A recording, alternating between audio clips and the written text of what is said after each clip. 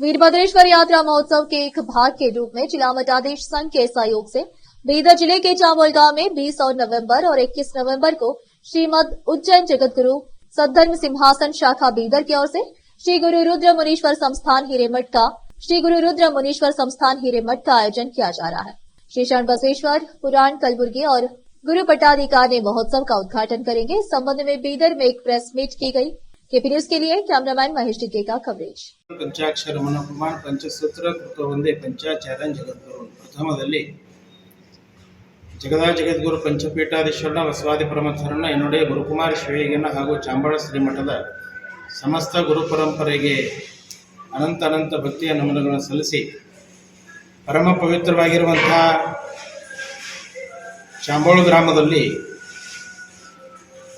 ಸದ್ಗುರು ರುದ್ರಮುನೀಶ್ವರ ಸಂಸ್ಥಾನ ಹಿರೇಮಠದೊಳಗೆ ಮೊನ್ನೆ ತಾನೇ ನಮ್ಮನ್ನೆಲ್ಲ ಬಿಟ್ಟಾಗಲಿರುವಂತಹ ಪರಮಪೂಜ್ಯ ರುದ್ರಮುನಿ ಪಟ್ಟದೇವರ ಲಿಂಗೈಕ್ಯ ನಂತರದಲ್ಲಿ ಎಲ್ಲ ಊರಾಗಿನ ಭಕ್ತರು ಹಾಗೂ ಶಿಷ್ಯ ಪರಂಪರೆ ಕೂಡಿಕೊಂಡು ಈ ಮಠಕ್ಕೆ ಉತ್ತರಾಧಿಕಾರಿಯಾಗಿ ಬಂದಿರುವಂಥ ನಮ್ಮನ್ನು ಪಟ್ಟಾಧಿಕಾರವನ್ನು ಮಾಡಬೇಕು ಅಂತ ತಿಳ್ಕೊಂಡು ನಿರ್ಧಾರವನ್ನು ಮಾಡಿ ಕೇವಲ ಇದು ಪಟ್ಟಾಧಿಕಾರ ನಿಮಿತ್ತವ ಅಷ್ಟೇ ಆದ್ರೆ ಈ ಪಟ್ಟಾಧಿಕಾರ ಕಾರ್ಯಕ್ರಮದೊಳಗೆ ಬಹಳಷ್ಟು ಪವಿತ್ರವಾಗಿರುವಂಥ ಕಾರ್ಯಕ್ರಮಗಳನ್ನು ನಿಯೋಜನೆ ಮಾಡಿರುವಂಥದ್ದು 7ನೇ ತಾರೀಕಿಗೆ ಆರಂಭಗೊಂಡಿರುವಂಥ ಈ ಕಾರ್ಯಕ್ರಮ 20 ಹಾಗೂ 21ರಂದು ಗುರು ಪಟ್ಟಾಧಿಕಾರ ಕಾರ್ಯಕ್ರಮವನ್ನು ಮಾಡೋದ್ರ ಮುಖಾಂತರವಾಗಿ ಸಂಪನ್ನಗೊಳ್ಳುತ್ತದೆ।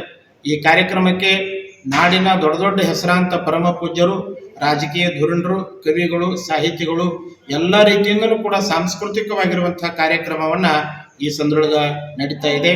ಜ್ಞಾನದಾಸೋಹ ಅಷ್ಟೇ ಅಲ್ಲದೆ ಅನ್ನದಾಸೋಹ, ಜ್ಞಾನದಾಸೋಹ ಎಲ್ಲ ರೀತಿಯಿಂದ ಕಾರ್ಯಕ್ರಮವನ್ನು ಕೂಡ ನಮ್ಮೆಲ್ಲ ಚಾಂಬಾಳ ಗ್ರಾಮಸ್ಥರು ಕೂಡಿಕೊಂಡು ಶಿಷ್ಯ ಪರಂಪರೆ ಕೂಡಿಕೊಂಡು ಇದನ್ನು ನಿಯೋಜನೆ ಮಾಡಿದ್ದಾರೆ।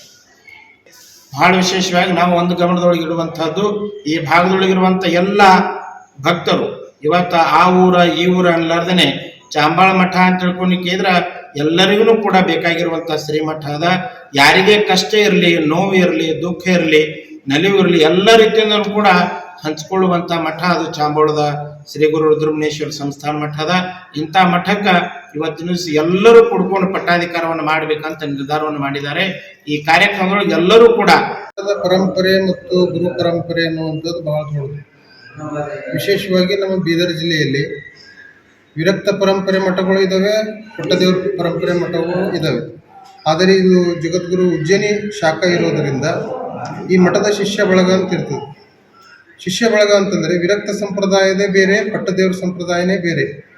ಇದು ಗುರು ಪರಂಪರೆ ಇರೋದರಿಂದ ಗುರುಗಳು ಹೋಗಿ ಆ ಮನೆ ಗುರುಗಳಂತ ಇರ್ತಾರೆ, ಮನೆ ದೇವರಂತ ಇರ್ತದೆ। ಹಾಗೆ ಈ ವಿಶೇಷವಾಗಿರ್ತಕ್ಕಂಥ ಈ ಮಠದ ವಿಶೇಷತೆ ಏನಂತಂದರೆ ಶಿಷ್ಯ ಪರಂಪರೆ ಇರುವಂಥ ಮಠ। ನಮ್ಮ ಬೀದರ್ ಜಿಲ್ಲೆಯಲ್ಲಿ ಶಕ್ತಿ ಉಳ್ಳುವಂಥ ಮಠ ಮತ್ತು ಅತಿ ಹೆಚ್ಚು ಶಿಷ್ಯ ಪರಂಪರೆ ಉಳ್ಳುವಂಥ ಮಠ ಯಾವುದೋ ಇದ್ದರೆ ಚಾಂಬಾಳದ ಹಿರೇಮಠ। ಆ ಮಠದ ಇತಿಹಾಸವನ್ನು ಭಾಳ ದೊಡ್ಡದಿದೆ। ಇದು ವಿಶೇಷವಾಗಿರ್ತಕ್ಕಂಥದ್ದು ಏನಂತಂದರೆ ಇದು ಹಾನಗಲ್ಲ ಗುರುಕುಮಾರೇಶ್ವರರ ಪರಂಪರೆಯಲ್ಲಿ ಬೆಳೆದಿರ್ತಕ್ಕಂಥ ಮುರುಗೇಂದ್ರ ದೇವರು। ಎಲ್ಲ ಮಠಗಳಿಗೂ ಕೂಡ ಏನಂತಂದ್ರೆ ಸ್ವಾಮಿತ್ವವನ್ನು ಹುಟ್ಟು ಹಾಕುವಂಥ ಸ್ಥಾನ ಯಾವುದೋ ಇದ್ದರೆ ಮಧ್ವೀರ ಶೈವ ಶಿವಯೋಗ ಮಂದಿರ, ಬಾದಾಮಿ ತಾಲೂಕು, ಬಾಗಲಕೋಟೆ ಜಿಲ್ಲೆ, ಈಗ ಬಿಜಾಪುರ ಜಿಲ್ಲೆ ಆಗೈತೆ। ಅಲ್ಲಿಂದ ಏನಂತಂದ್ರೆ ತಯಾರಾಗಿರ್ತಕ್ಕಂಥ ಮಠ। ಅಲ್ಲಿ ಯೋಗ ಸಾಧನೆ, ಇಷ್ಟಲಿಂಗ ಪೂಜೆ, ಅನುಷ್ಠಾನ ಮತ್ತು ಜಪ ತಪ ಮತ್ತು ಸಂಸ್ಕೃತವನ್ನು ಅಧ್ಯಯನ ಮಾಡಿ ಪ್ರವಚನ ಪಾಠ ಕಲಿಸುವಂಥ ಸ್ಥಾನದಲ್ಲಿ ಬೆಳೆದಿರ್ತಕ್ಕಂಥ ಮುರುಗೇಂದ್ರ ದೇವರು ಸ್ವಾಮೀಜಿ, ಗುರು ಬಸವೇಶ್ವರ ವಿರಕ್ತ ಮಠ, ಸಾಯಿಗಾಂವ್। ವಿಶೇಷವಾಗಿ 7ನೇ ತಾರೀಕಿನಿಂದ ಕಾರ್ಯಕ್ರಮವನ್ನು ಪ್ರಾರಂಭಗೊಂಡಿದೆ।